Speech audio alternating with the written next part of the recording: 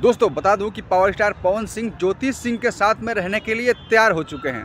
दोस्तों ये मैं नहीं कह रहा हूं, जितने भी भोजपुरी के यूट्यूबर हैं उन्होंने वीडियो बनाया है इस पर।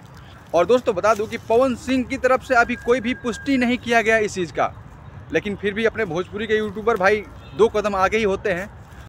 दोस्तों इस चीज़ का कहीं भी पुष्टि नहीं किया गया है पवन सिंह की तरफ से कि ज्योति सिंह साथ रहेंगी, फिर भी भोजपुरी के अपने यूट्यूबर भी 2 कदम आगे ही निकल गए।